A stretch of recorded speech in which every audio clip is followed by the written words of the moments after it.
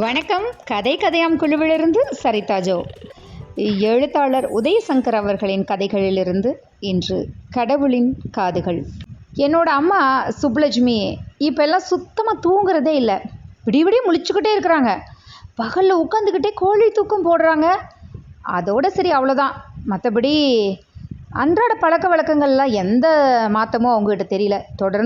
தொடர்ந்து தூங்காமல் இருக்கிறதுனால ஏதாவது மனநிலையில் ஏதாவது பாதிப்பு வந்துடுமோ அப்படின்னு நான் யோசித்தேன். ஏன் எனக்கு அந்த பயத்தை கொடுத்தது அப்படின்னா, நிறைய செய்திகளில் அப்படி நான் படிச்சிருக்கேன், தூங்காமல் இருந்தால் இந்த மாதிரி பிரச்சனை வரும்னு. அப்படி எதுவும் அம்மாவோட மனசில் மாற்றங்கள் நிகழ தொடங்கி இருக்குதா? அம்மாவை நான் பார்த்தேன். அவங்க சாந்தமாக பூஜை அறையில் மங்களாக எரிஞ்சிக்கிட்டு இருக்கிற அகல் விளக்கோட வெளிச்சத்தில் சுவரில் மாட்டப்பட்டிருந்த சாமி படங்களை பார்த்தபடியே படுத்திருந்தாங்க. அந்த மங்களான மஞ்சள் விளக்கோட ஒளி அவங்களோட முகத்தில் படர்ந்து ஒரு தனி அழகை கொடுத்தது அப்படின்னு சொல்லலாம். அம்மாவோட உதடுகள் நடுங்கிட்டு இருந்தது. இல்லை ஏதோ முணுமுணுத்துட்டு இருக்கிறாங்களோ அப்படின்னு சொல்லி நான் கவனித்தேன். ஆனால் என்னன்னு எனக்கு தெரியல. நடுங்குதா இல்லை முணுமுணுக்குதான்னு தெரில. நான் ஹாலில் இருக்கிற விளக்க போட்டு என்னோடய லேப்டாப்பை பார்க்குற மாதிரி அப்படியே திறந்து வச்சுக்கிட்டு அம்மாவையே கவனிச்சுக்கிட்டு இருந்தேன். போன வாரம் தான் என்னோட தங்க சாலாவோட வீட்டில் இருந்து அம்மாவை அழைச்சிட்டு வந்தேன். அப்பா இறந்த உடனேயும் அவங்களா விரும்பித்தான் சாலாவோட வீட்டுக்கு போனாங்க. அதோட நானும் என் மனைவி ஏஞ்சலும் வேலைக்கு போகும். வீட்டில் அவங்கள கவனிச்சிக்க ஆட்கள் இல்லை அப்படின்னு நான் நினச்சேன். சரி, சாலா கூட்டிகிட்டு போய் வச்சிருக்கட்டும் அப்படின்னு நானும் நினச்சிக்கிட்டேன். அம்மா சாலா வீட்டுக்கு போகிறேன் அப்படின்னு சொன்னதும் உண்மையில் நானும் ஏஞ்சலும் நிம்மதி பெருமூச்சு விட்டோம். போன வாரம் சாலா பேசினதுக்கப்புறம் உடனே பதில் சொல்லலை. ஏஞ்சல்கிட்ட அம்மாவை கூட வச்சுக்கலாமா அப்படின்னு சொல்லிட்டு ஒரு நாள் ராத்திரி கேட்டேன். அவள் பதில் சொல்கிறதுக்கு 4 நாள் எடுத்துக்கிட்டான். ஏன்னு எனக்கு தெரியல. நானும் ஏஞ்சலும் காதல் திருமணம் செஞ்சுக்கிட்டோம். அப்பாவும் அம்மாவும் அதை ஏற்றுக்கவே இல்லை. அப்பா அவரோட முகத்துலேயே விழிக்கக்கூடாதுன்னு சொல்லிட்டாரு. நான் காதலிச்சு திருமணம் முடித்ததை விட நான் மதம் மாறி வெங்கடேஷ் அப்படிங்கிற என்னோட பேரை ஜோசப் அப்படின்னு மாற்றியதை அவரால் தாங்கிக்கவே முடியல. காதலோட காய்ச்சலில் எந்த மருந்தை திங்கிறதுக்கும் தயாராக இருந்தேனா ஜாதி மதத்தை பற்றியெல்லாம் அந்த நேரத்தில் கவலைப்படலை. எங்களோட கல்யாணம் முடிஞ்சு 1 வருஷம் கழித்து அப்பா இறந்த அன்னைக்கு தான் நான் என்னோடய வீட்டுக்குள்ளே காலடி எடுத்து வச்சேன்.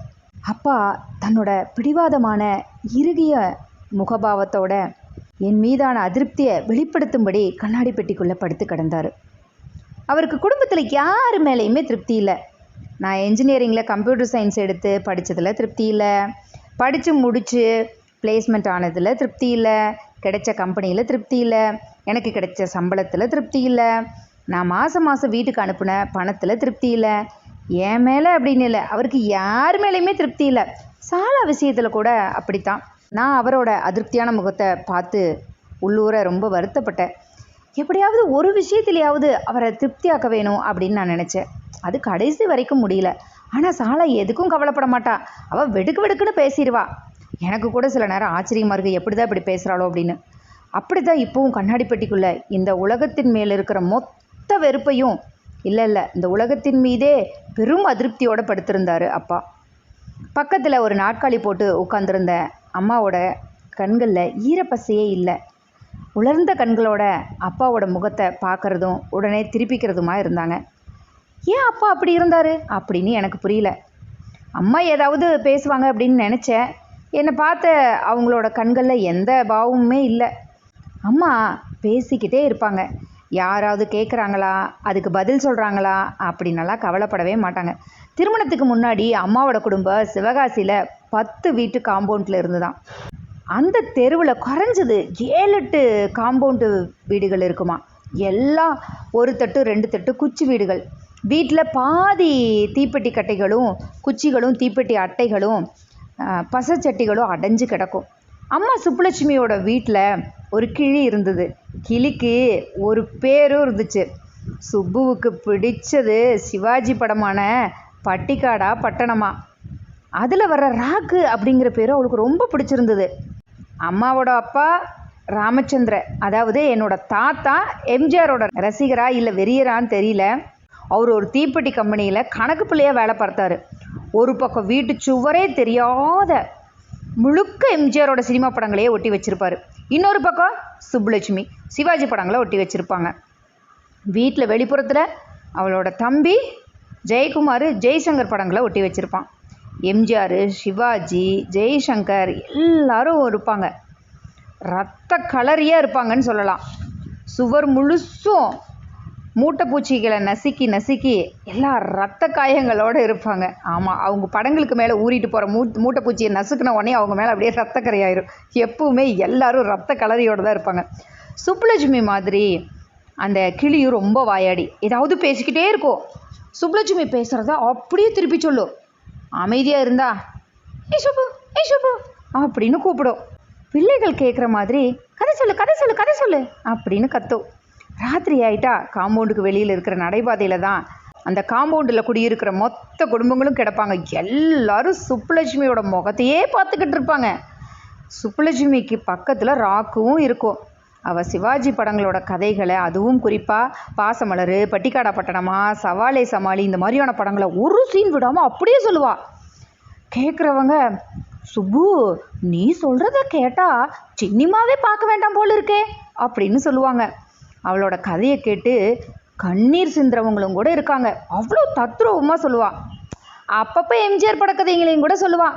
ஆனால் கதை சொல்லும்போது கேலி கிண்டல் செஞ்சுக்கிட்டே இருப்பாள். விழுந்து விழுந்து சிரிச்சுக்கிட்டே இருப்பாள். ராமாயணம், மகாபாரத கதைகளை கூட சொல்லுவாள்.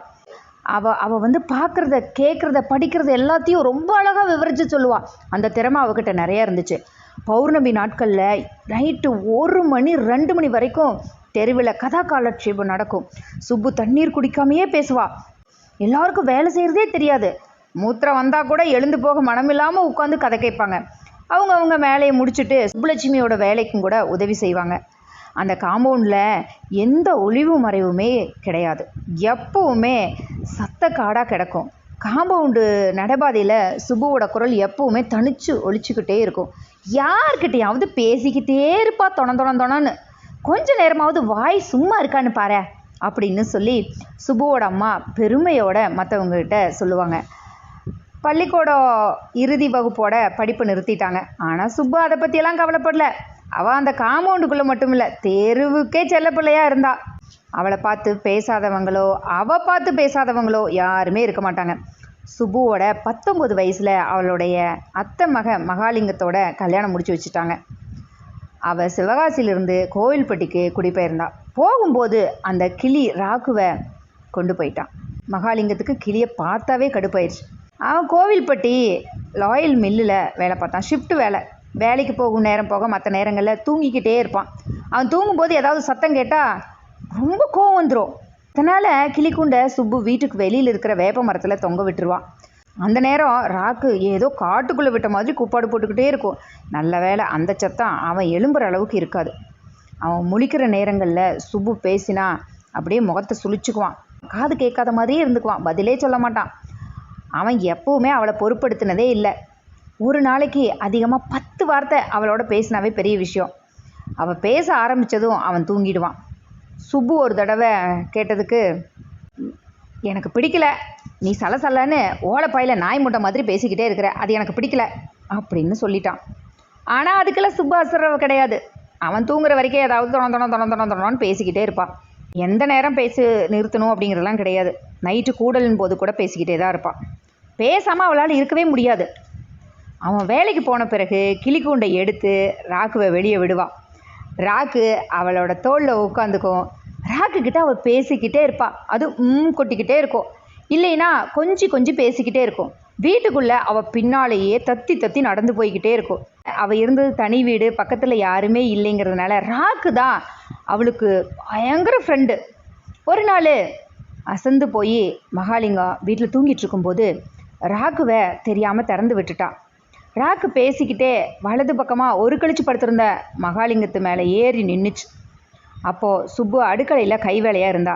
வாசலில் பூனையை பார்த்த ராக்கு பயந்து போய் கிச்சு கிச்சு கிச்சு கிச்சு கிச்சு கிச்சு கிச்சுன்னு கத்துச்சு. காதுக்கு பக்கத்தில் அந்த சத்தத்தை கேட்ட உடனே மகாலிங்க கையை ஓங்கி வீசினான். மில்லில் ஸ்பின்னிங் டிபார்ட்மெண்ட்டில் கண்டுகளை கலட்டி காஞ்சி போயிருந்த கையோட வேகத்தில் ராக்கு சுவரில் மோதி விழுந்துச்சு. கீச் அப்படின்னு ஒரு பயங்கர சத்தம். அடுக்கலையிலிருந்து ஓடி வந்த சுப்புலட்சுமிக்கு என்ன நடக்குதுன்னே புரிஞ்சுக்க முடியல. ராக்குவோட தலை தொங்கி போச்சு. அழுதா அப்படி அழுதா. ஒரு நாளும் அவள் வாழ்க்கையில் அவள் அப்படி அழுததில்லை. மகாலிங்க எதுவுமே பேசாமல் திரும்பி படுத்துக்கிட்டான். இப்படி ஒரு ஊமக்கோட்டானோட குடும்பம் நடத்த முடியாது அப்படின்னு அவனோட கோவிச்சுக்கிட்டு அன்றைக்கே சிவகாசி போயிட்டான். அவன் கூப்பிட வரவெல்லாம் இல்லை. வீட்டில் அப்பா அம்மா நிர்பந்தப்படுத்தி திரும்பியும் கொண்டு வந்து இங்கேயே விட்டுட்டாங்க. அவள் எதை சொல்லியும் யாரும் கேட்கல. அவனும் எதுவும் கேட்கல. வீட்டுக்கு வந்தவகிட்ட எதுவும் நடக்காத மாதிரியே நடந்துக்கிட்டான். அவளுக்கு ஆத்திரமாக வந்துச்சு. அவனை பார்க்குறப்பெல்லாம் ராக்குவோட ஞாபகம் வந்து மனசில் ஒரு பெரிய அலை எழும்பி போகும். அந்த வீட்டில் எல்லா மூளை முடுக்குகளிலும் ராக்குவோட சத்தம் அவளோட காதுக்குள்ளே கேட்டுக்கிட்டே இருக்கும். திருமண பக்கமெல்லாம். கொஞ்ச நாள் அவளும் அதை மாதிரியே பேசாமல் இருந்து பார்த்தா. நெஞ்சில் ஏதோ பாரத்தை வச்சிருக்கிற மாதிரியே இருந்தது. நெஞ்சை அடைச்சிக்கிட்டு வந்துச்சு. திரும்ப மறுபடியும் பேச ஆரம்பிச்சிட்டான். அவன் பதில் சொல்கிறத பற்றியெல்லாம் அவள் கவலைப்படுறதே இல்லை. யார்கிட்டயோ பேசுறது மாதிரி பேச ஆரம்பிச்சுட்டு சில நேரங்களில் தனியாக தனக்குத்தானே பேசவும் செஞ்சான். குழந்தைகள் பிறந்த போது சில வருடங்களுக்கு குழந்தைகள்கிட்ட பேசிக்கிட்டு இருந்தான். சுப்புலட்சுமியோட திருமண வாழ்க்கையில் மிகவும் மகிழ்ச்சியான அழகான நாட்கள் அப்படின்னா அதுதான் சொல்லணும். குழந்தைகளும் பள்ளிக்கூடம் போகிற வரைக்கும் நல்லா தான் பேசிக்கிட்டு இருந்தாங்க அம்மா கிட்ட. பள்ளிக்கூடம் தொடங்கின உடனேயும் குழந்தைகளும் அம்மா சொல்கிறத கேட்குறத குறைச்சிக்கிட்டாங்க. அதோட வீட்டில் பேசுனா அப்பாவோட தூக்கம் கலைஞ்சிடும் அப்படிங்கிற பயமும் சேர்ந்து குழந்தைங்கள அமைதியாக்கிடுச்சு. அதுக்கப்புறம் அம்மா சுப்புலட்சுமி என்ன பேசினாலும் அப்பாவை போல் வெங்கடேஷ சாலாவும் பதில் சொல்கிறதே கிடையாது. அப்பா இருக்கிற வரைக்கும் அவர் பேசுகிறாரோ இல்லையோ அம்மா பேசிக்கிட்டே இருப்பாங்க. அப்பாவோட மறைவுக்கு பின்னாடி தான் சாலாவோட வீட்டில் தங்கி இருந்த நாட்களில் அம்மாவோட பேச ஆள் இல்லை.